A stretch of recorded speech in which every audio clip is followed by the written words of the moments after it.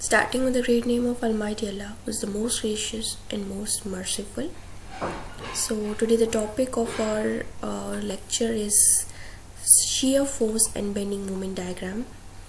Okay, so what is exactly shear force?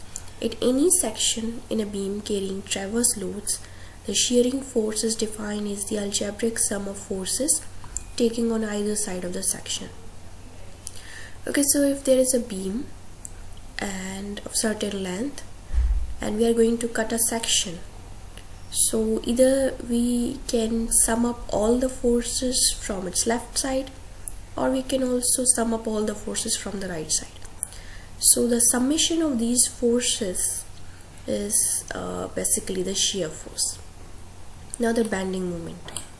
The bending moment at any section is the algebraic sum of the moments of the forces above the section, again taken on the either side. Again we have a beam of the certain length and we are cutting a section. Then by multiplying the forces from the left side with their respective moment arms and then adding up these all forces, then they will be the adding up all the moments, the answer would be basically the bending moment at that section. Okay, so there are different sign conventions. So I have taken the upward positive and downward negative. You can also take upward negative and downward positive, but okay, so but for now we are using this because it seems convenient to me to use the upward positive and downward negative, and then clockwise positive and anti-clockwise negative moments for the. So here's a problem, and it's a simply supported beam. From the left hand side you can see that it's supported by the hinge support. From right hand side you can see there is a roller support, and it's loaded by the 20 kilonewton. It's centrally loaded, and the beam length is 6 meters. So the sign conventions I already told you, that upward positive, downward negative, and for the moment its clockwise moment would be considered positive, anti-clockwise moment would be considered and negative. So the beam, so where there is a support there would be a reactional force. So there is a two supports, so there are two reactional forces, one at per point. So I have just labeled it as for convenience that at the hinge support I have labeled it as A, and at 20 kilonewton it's a point C, and at roller support it's a point B. So now reaction at RA and RB can be seen. So we have to firstly, before calculation for drawing the shear force and bending moment diagram, we need to calculate these two reactions. So for reactions we use the equilibrium equations, that sum of the vertical forces is equals to 0, and vertical forces upward we have taken positive, so RA plus RB both positive, and downward 20 minus 20, and sum of all the vertical forces equals to 0. So that's a one equation. Another equation would be, we have taken the moment along the A, so sum of the moment along the A is equals to 0. So let's see its calculation. So RA into 0, because it's a point from where the force is passing, and there is no momentum, zero momentum. So there is a zero momentum, so multiply by 0, plus because we are calculating the moment along A. So with reference to A we have to calculate at the point A this force is passing, so definitely there is no momentum, it's 0.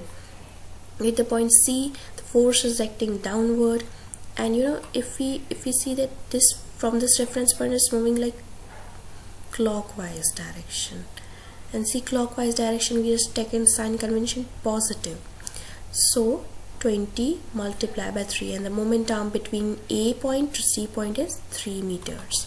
That's why. Okay, so coming down to the RB reaction, the third force that's acting upward, and but it's we are calculating moments basically. So from the reference point of A, you can see it's moving the beam into anti-clock direction.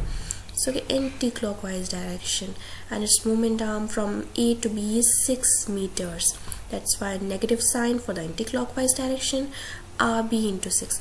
But the by calculating and further solving, it's just a mathematics, simple mathematics, it comes out to be RB is equals to 10 kilonewton. Now putting this RB value in the equation 1 in this, and RA value will be 10 kilonewton. Okay, so we have got the reactions now. Now we have to do the calculation for the shear force diagram. Okay, so these are the two reactions. So there are different methods. I am using the area method for calculating shear force in diagram because it seems easy for me. Okay, so let's do it. The very first thing is the to calculate the shear force at various point. At the point A, it's just 10 kilonewton, and at point C, I said you that at every section we have to, if I am cutting the section at the point C, so from the C, so the sum of the forces up to C is two forces. One is the 10 kilonewton and other is the 20 kilonewton. You can see this 20 kilonewton. So these two forces, so we have to add up these, and we have to keep in mind these sign conventions too. So 10 kilonewton is upward, taking positive, downward minus 20, that comes out to be minus 10. Then if we see about shear force at B, so previous minus 10, that would be that's for ease, but if you want to do the calculation from the start to end, you can 10 upward positive, and then negative downward minus 20, that comes out to be again minus 10, then plus 10, that would become 0. Okay, so it's a point load, and we have to just draw these lines that it's again 10, then it becomes firstly it's 0, then it becomes 10, and till the point C. At the point C, the shear force is negative, so upward positive and downward negative. So okay, so minus 10, you have to move minus 10, and then straight line, and then 0. This is basically the shear force diagram. Okay, now coming to the bending moment diagram. Now what you have to do, the area of the shear force diagram will help us to calculate the bending moment diagram. Okay, so bending moment at A, firstly I would simply tell you that moments at the end support are always 0 except if there is a fixed support. Okay, for the hinge support and roller support, the moments are ends if these supports are at the ends. I'm not talking about intermediate supports. If the supports are at the end sides, okay, so ends, that means these the bending moment at these points would be 0. Okay, so end points, so bending moment at A and B side would be 0 because these are at end supports. I repeat that it's not applicable for the intermediate supports. If there would be any intermediate third support in between, then there would be any value. Okay, so there is and it's again not implemented onto the fixed support. Okay, so it's for the simply supported beams like roller or hinge, if it's supported by the roller or a hinge. Okay, so bending moment at C is, at C, whatever you have to do, you have to take the area of the rectangle. Okay, so area would be okay, so height, and it's 2 dimensions, so I multiply 10 and 3, that comes out to be 30. Okay, so that's the value.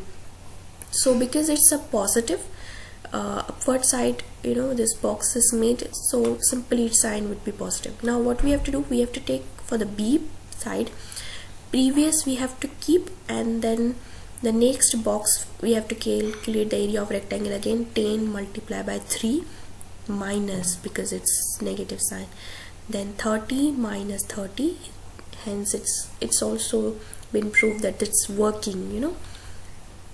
Okay, so point load, for the point load, okay, so firstly that's a straight line, and then okay, so in the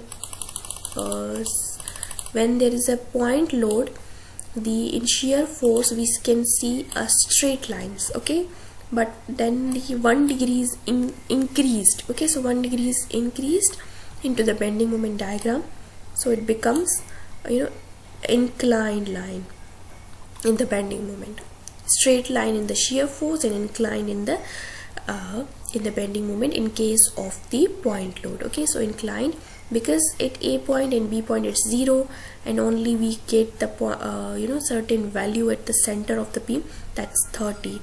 Okay, we have calculated 3 points, at the C point it's 30, so that's how this is the shear force diagram of the beam, and this is the bending moment of the diagram. So thank you for the listening, keep watching.